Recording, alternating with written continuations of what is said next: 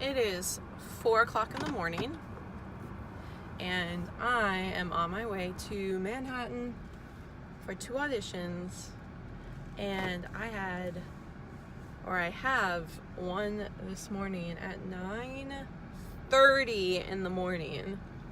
So here I am now in pitch black driving. It's gonna be an interesting day. Finally made it. It's around 7:15 in the morning, and there's traffic, of course, because when is there not traffic? I don't know. Yeah, I'm here about 2 hours early, which is fantastic because that gives me time to park, time to change, time to do my hair and my makeup. Unfortunately, I can't wear sweats. And the even more awesome thing about this is that my first audition is about a couple of blocks away from Central Park.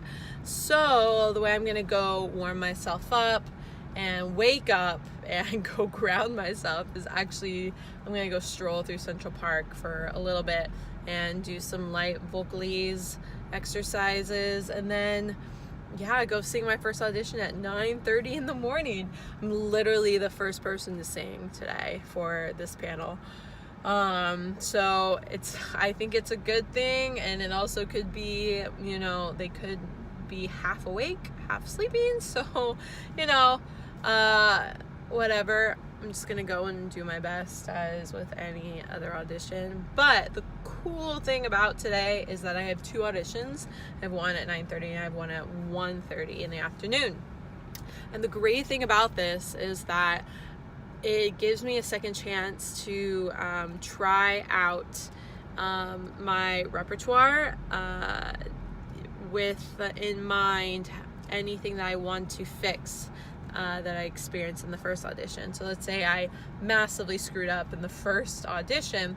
It's really cool. I get a quick turnaround to kind of fix that and move on just a few hours later, instead of having to wait 2 weeks and then be put in that same sort of scenario where you're under this immense pressure and the panel of judges are like 15 feet away from you and you can't really look at them like when you're singing because you're supposed to be acting, and it's hard to replicate this stuff. So there's a lot of variables that go into opera auditioning, and the really cool thing is when you get an opportunity to be put in this pressured situation twice in one day, it's a fantastic, effective way for you to work through any immediate issues and resolve them. Anyways, I'm really excited for today, and I can't wait to show you a little bit more of my activities for the day with my auditions and anything else I come across. So, yay!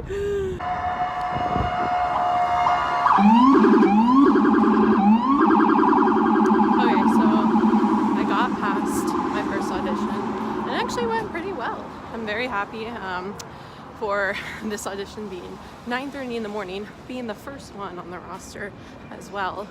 But other than the jittery nerves, it was actually pretty good. So I am now off to a coffee shop to go get some work done because I still have to make a living doing something else, which is okay, but still. Ooh, this place looks cool. Okay, anyways, off to a coffee shop to get some work done. Gonna rest for a little bit and then to audition number 2.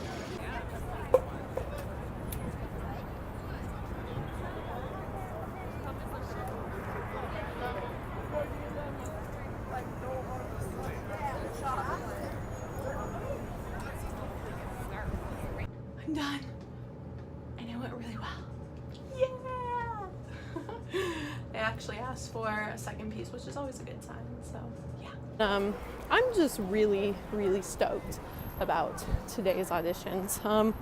It always reminds me when they feel this good, why I choose to keep pursuing this. There is nothing like the experience of the energy running through you, that is flowing through you when you are singing opera. It's a full body experience. It really is. And when you're actually in the flow state and at that certain level of consciousness where everything is just in alignment and you feel confident and your breath and your body is supporting you in communicating or expressing these incredible sounds.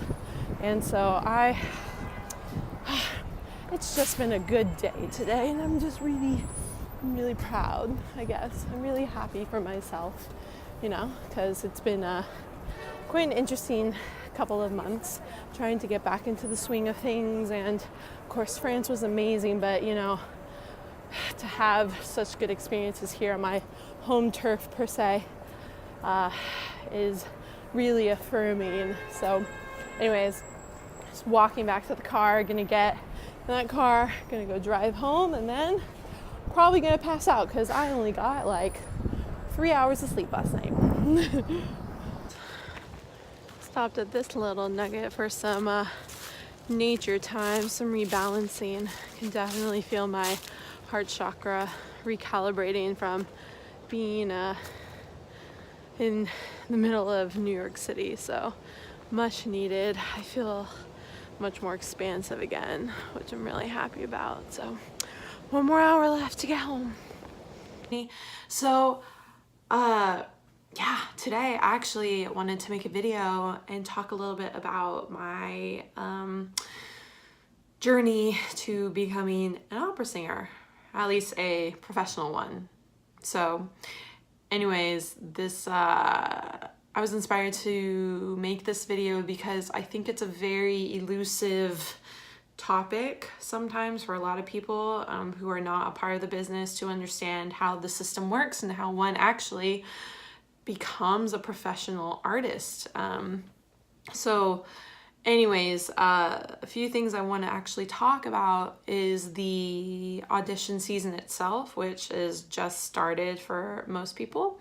And kind of the process of how one actually gets on their path to the professional life. So anyways, to make this super short and simple, after one is done with academia, the biggest leap a person has to make is getting from the incubator of academia and having everything done for you and things handed to you to actually being paid for the service that you're wanting to offer to people. So for opera singing, there are a few ways that you can make this jump. And a lot of it actually starts while you're still in academia or still really focusing on your craft, really studying intensively. And the ways you can do some of this preparation work is actually outside of your normal academic institution is attend what we call summer programs or summer festivals, where you get extra training for singing, whether you're doing a production or you're just doing scenes from operas or just putting on recitals. Nevertheless, a lot of the times you are getting training and doing workshops and participating in master classes that actually help you build your craft. Not only does it offer you opportunities or experiences that you can list on your resume, such as roles or chorus parts or whatever your part is in that particular production, but it is also an opportunity for you to network with people who are already a part of the professional business. And this is really important as a young singer. So while you're still in school, you're auditioning for these summer programs and these summer festivals, and there are different levels to them.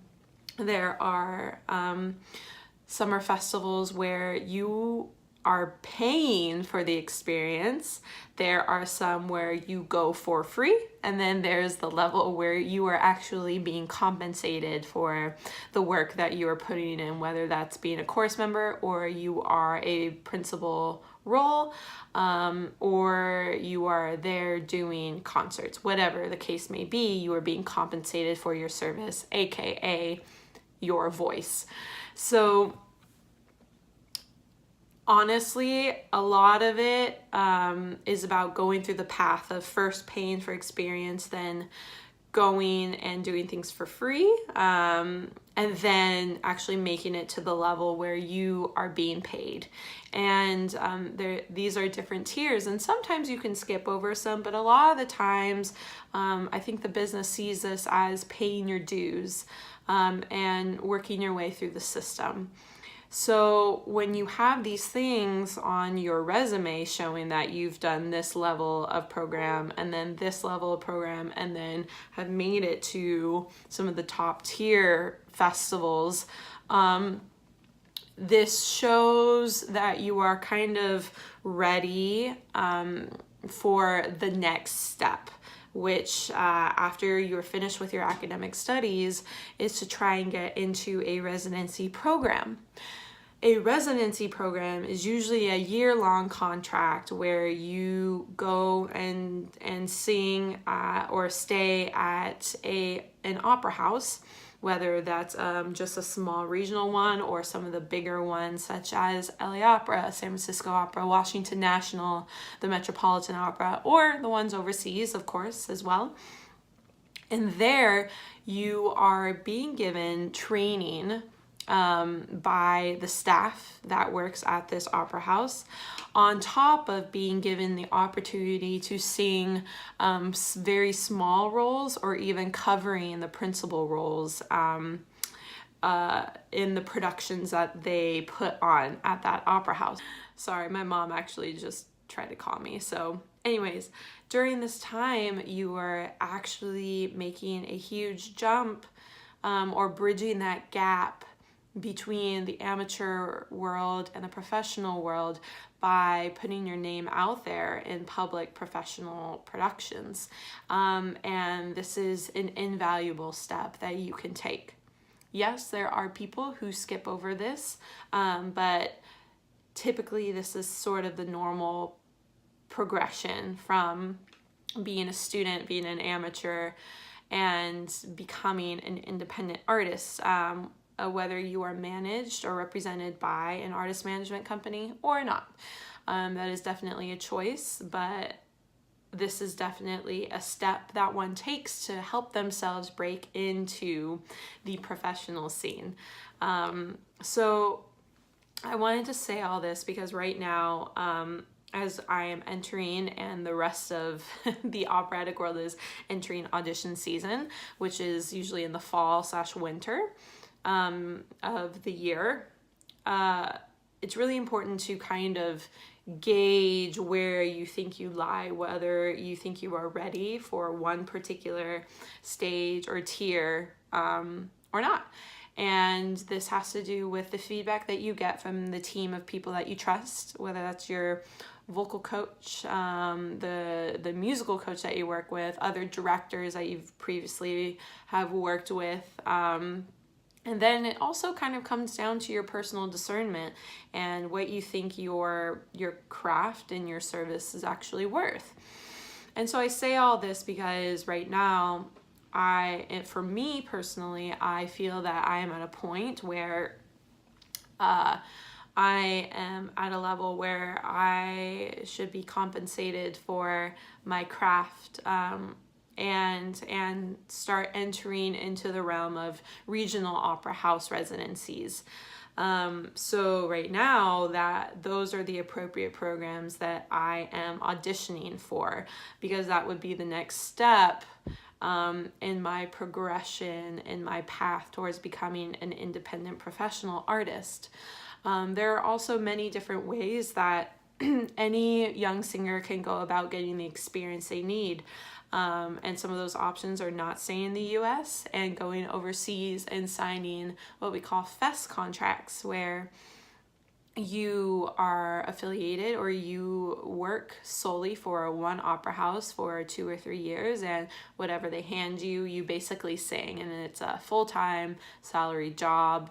And there are pros and cons to that, but there are different options. But here in the United States, what I've just described is typically the main route or the main road towards that lofty goal of making it as a professional artist. this week, or that I had 2 auditions on the same day, was really nice because they were very affirming in what I feel to be true about myself and my craft and what I can offer people. And lately, because of how busy my job has been and working full time and teaching rather than being a performer, it's really easy to kind of forget the reason why I continually pursue this art, continually pursue the act of classical singing. And I'm sure I mentioned it in the previous video, so I don't have to say it right now. But yeah, I think it's important to kind of just give a little bit insight into the path of the opera singer or the classical singer as they are going through their transitions and working towards professionalism and working towards financial independence and working towards whatever or however you define success in this field. So I want to thank you for experiencing this with me. I really hope you enjoyed hearing some of my feedback and perspective on singing and why I continuously pursue it. And I hope you continue to go on this journey with me in the future. So much love to you, and thank you.